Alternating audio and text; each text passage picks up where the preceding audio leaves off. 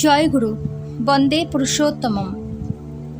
নারী মানবের ধাত্রী, পাত্রী, নেত্রী, জনয়িত্রী ও প্রসবিত্রী। তাই মানব কল্যাণের কোনো সুষ্ঠু পরিকল্পনা করতে গেলে সর্বাগ্রে নারীকে তার শাশ্বত গৌরবের আসনে অধিষ্ঠিত করতে হবে। প্রাচীন ভারতে আর্যরা যে সভ্যতা গড়ে তুলেছিলেন তা ভারতীয় ইতিহাসে বৈদিক সভ্যতা নামে পরিচিত। এই সভ্যতা ভারতে এক নবযুগের সূচনা করে।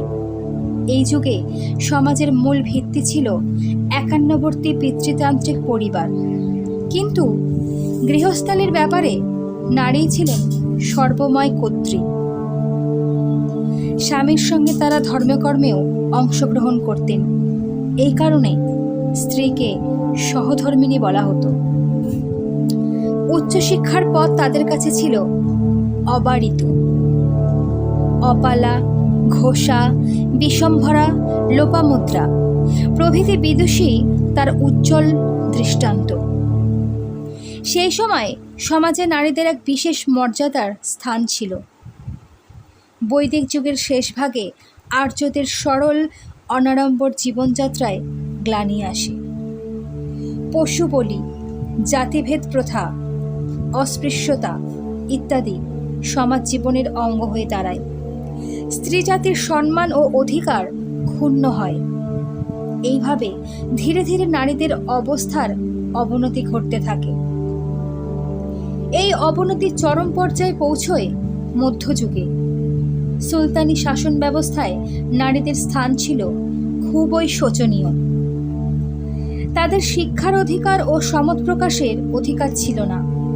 আবার ইংরেজ শাসনকালে স্ত্রী শিক্ষার পুনরায় প্রচলনের ক্ষেত্রে অনেকে এগিয়ে আসেন। তাদের মধ্যে রাধাকান্ত দেব, দেবেন্দ্রনাথ ঠাকুর, রামমোহন রায়, ঈশ্বরচন্দ্র বিদ্যাসাগর প্রভৃতির নাম উল্লেখযোগ্য।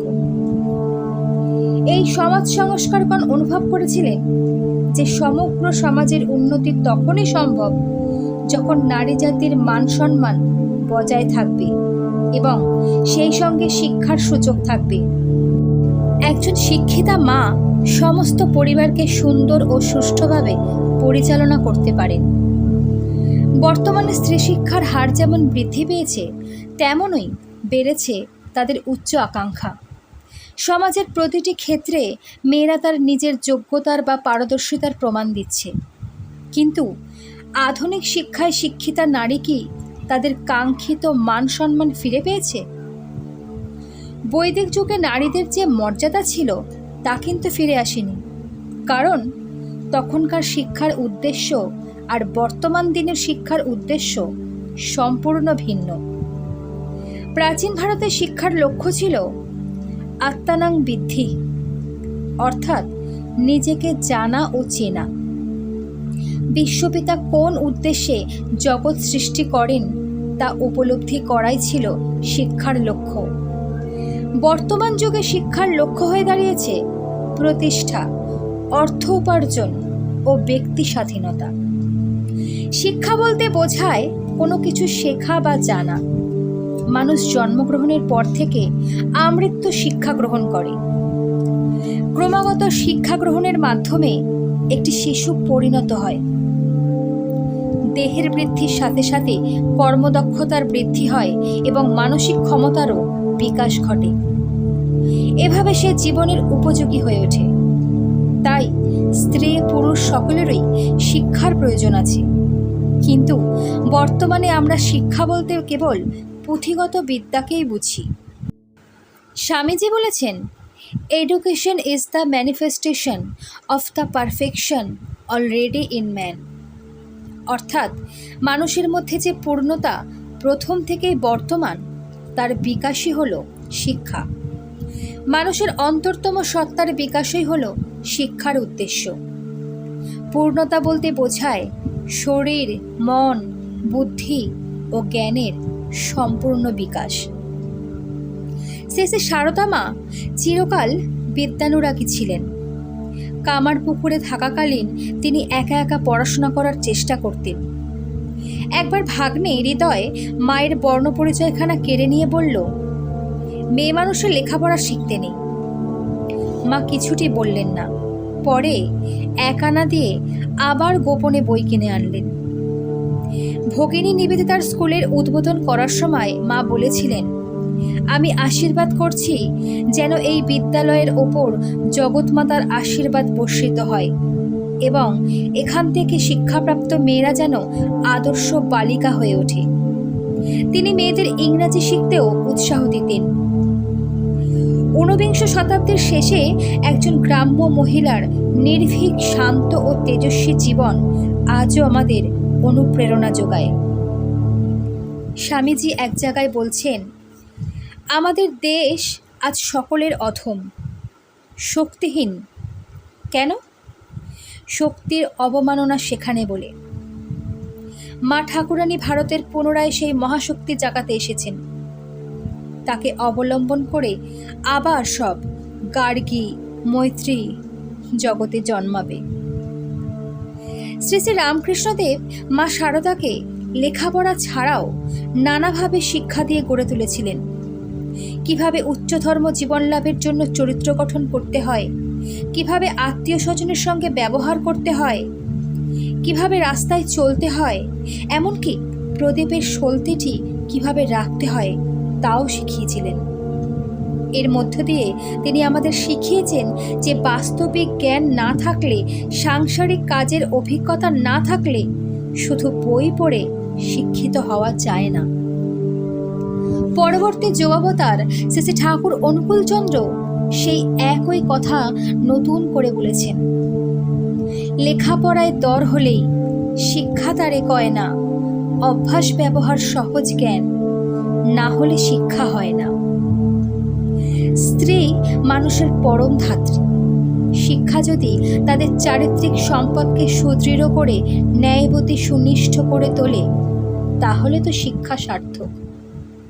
মাতা মনমোহিনী দেবী বাংলা ও হিন্দি উভয় ভাষাতেই লিখতে পড়তে পারতেন এবং সেই সঙ্গে প্রখর উপস্থিত বুদ্ধি ও চারিত্রিক দৃঢ়তা ছিল তার মধ্যে। তাই তো তিনি শ্রী শ্রী ঠাকুর অনুকূলচন্দ্রের মতো যোগ্য সন্তানের জননী হতে পেরেছিলেন। তিনি সুন্দর গান ও কবিতা রচনা করতে পারতেন। ঠাকুরের নামকরণও তিনি নিজেই করেছিলেন এবং নামের আদ্যক্ষর দিয়ে সুন্দর ছড়াও রচনা করেছেন। অকুলে পড়িতে দিনহীন জনে, নুয়াইয়সীর কহিও কথা, কুল দিতে তারে সেথ প্রাণপণে, লক্ষ্য করি তার নাসিও ব্যথা। শ্রী শ্রী ঠাকুর খুব সহজ ও সুন্দর করে আমাদের স্ত্রী শিক্ষার উদ্দেশ্য সম্বন্ধে অবগত করিয়েছেন। তিনি বলেছেন, স্ত্রী শিক্ষা অতি সুন্দর, কিন্তু সে শিক্ষা যদি গৃহস্থালীকে কেন্দ্র করে পরিস্ফুট হয়ে না ওঠে, তা সংহতির সর্বনাশ করেই।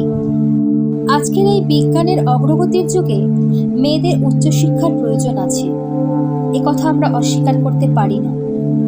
কিন্তু সে শিক্ষা যেন বৈশিষ্ট্য লঙ্ঘনী না হয়।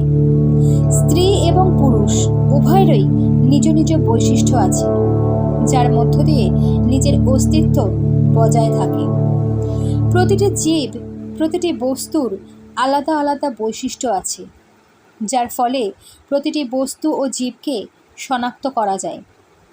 শ্রী শ্রী ঠাকুর মেয়েদের 8টি বৈশিষ্ট্যের কথা উল্লেখ করেছেন: নিষ্ঠা, ধর্ম, শুশ্রূষা, সেবা, সাহায্য, সংরক্ষণ, প্রেরণা ও সুপ্রজনন। তিনি বলেছেন, তুমি তোমাদের বৈশিষ্ট্যের কোনো কিছুই ত্যাগ করিও না, ইহা হারাইলে তোমাদের আর কি রহিল। বৈশিষ্ট্যকে বজায় রেখে মেয়েদের শিক্ষা যতদূর অগ্রসর হোক না কেন, তার ভিত্তিতে যেন থাকে ধর্ম কাকে বলে, শ্রেষ্ঠকে কি করে চিনতে হয়, বর মনোনয়নের উপযুক্ত ক্ষেত্র কি, কিসে সুসন্তান লাভ হয়, পারিবারিক শান্তি রক্ষা ও উন্নতি কিভাবে হয় ইত্যাদি। এইগুলি চরিত্রগত করে তুলতে পারলেই শ্রী ও মঙ্গল আমাদের কাছে এসে ধরা দেবে। নারীকে সমাজে অনেক ভূমিকা পালন করতে হয়। তার মধ্যে প্রধান 3টি হল কন্যা, জায়া ও জননী। এই 3টি ধাপ জীবনে খুবই গুরুত্বপূর্ণ। শিক্ষা গ্রহণের আদর্শ সময় হলো কন্যা বা কুমারী অবস্থা।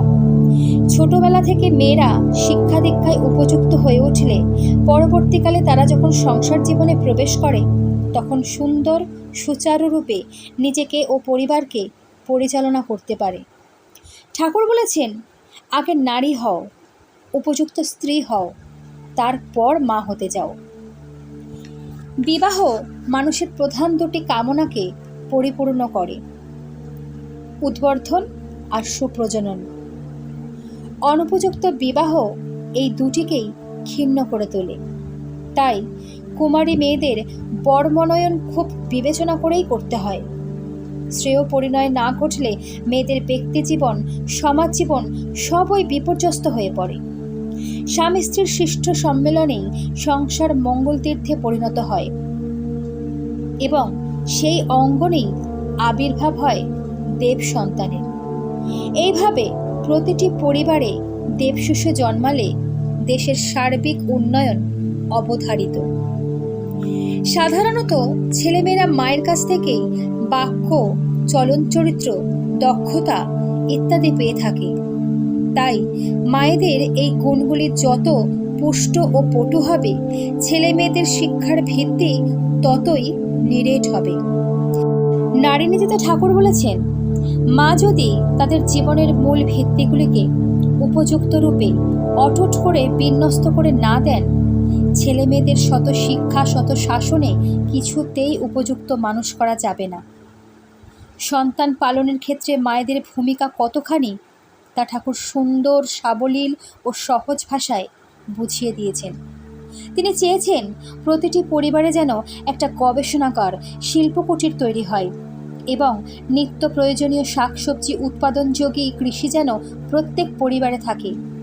আশেপাশে জন্মানো গাছগাছটার কী গুণাগুণ, কী প্রয়োজনে কেমন করে ব্যবহার করতে হয় তা যেন মেয়েদের নখদর্পণে থাকে। সামান্য বিপদে অল্প কারণে ডাক্তার বৈদ্য খুঁজে হয়রান হতে হবে না। উন্নত গৃহজীবনের ভিত্তির ওপর দাঁড়িয়েই মানব সমাজ সর্বাঙ্গীন কল্যাণ ও অভ্যুদয়ের পথে এগিয়ে যেতে পারবে। ভারতবর্ষের পুণ্যভূমিতে যেমন অগণিত মহাপুরুষের আবির্ভাব ঘটেছে, তেমনই সীতা, সাবিত্রী, দময়ন্তীর মতো মহীয়সী গরীয়সী নারীও আবির্ভূতা হয়েছেন। তারা নারী জাতির আদর্শ। আমরা এই যুগের মেয়েরা আধুনিকতার দোহাই দিয়ে নারীদের আদর্শের কথা ভুলতে বসেছি। ভারতের ঐতিহ্য, সংস্কৃতি সবই হারাতে বসেছি। এর ফলস্বরূপ দেশের চরম বিশৃঙ্খল অবস্থা দেখা দিয়েছে। মানুষে মানুষে হানাহানি, ঝগড়া, বিবাদ, নারী জাতির অবমাননা, স্বার্থপরতা ইত্যাদি অবগুণ মাথা চারা দিয়ে উঠেছে। শিক্ষা বলতে শুধু পুরনোকে অস্বীকার করা নয়, শিক্ষা হলো পুরনোর সাথে নতুনের মেলবন্ধন। এর মধ্য দিয়েই অমৃত কুম্ভের সন্ধান পাওয়া যায়। তাই ঠাকুর বাণী দিয়েছেন, বিদ্যার আদিম লক্ষ্যই জানিস, অমৃতকে খুঁজে পাওয়া, ঐশ্বর্য জ্ঞান বিভবাদি, ওই পথেতেই কুড়িয়ে নেওয়া। শ্রী শ্রী বড়মা কত অনায়াসে ভক্তদের কঠিন সমস্যার সমাধান করে দিতেন। তিনি সে অর্থে বিদুষী ছিলেন না, কিন্তু তার উপস্থিত বুদ্ধি ও স্মৃতিশক্তি ছিল অসামান্য। কোনো সামান্য জিনিসও তিনি যত্ন করে তুলে রাখতেন এবং সময় মতো বের করে আনতেন। কোনো কথা মনে রাখতে হলে তিনি আঁচলে গিট দিয়ে রাখতেন। তার সহজ ও ব্যবহারিক জ্ঞান দেখে ঠাকুরও বিস্ময়ে চকিত হয়ে যেতেন। শ্রী শ্রী ঠাকুরের রাতুল চরণে প্রার্থনা জানাই, আমরা যেন আমাদের বৈশিষ্ট্যে বর্ধনশীল ও উন্নতিপ্রবণ হতে পারি, অমৃতের অধিকারিণী হতে পারি। আমরা সুশিক্ষায় শিক্ষিত হয়ে নিজ পরিবার, সমাজ ও রাষ্ট্রকে উন্নতির পথে এগিয়ে নিয়ে যেতে পারি। আর্য কৃষ্টিকে ব্যাঘাত না করে সৎ ও শ্রেষ্ঠকে আশ্রয় করে অসৎ নিরোধী হয়ে উঠতে পারি এবং দশপ্রহরণধারিণী দুর্গার মতো সন্তান সন্ততিকে সমস্ত অশুভ শক্তি থেকে রক্ষা করতে পারি। জয় গুরু।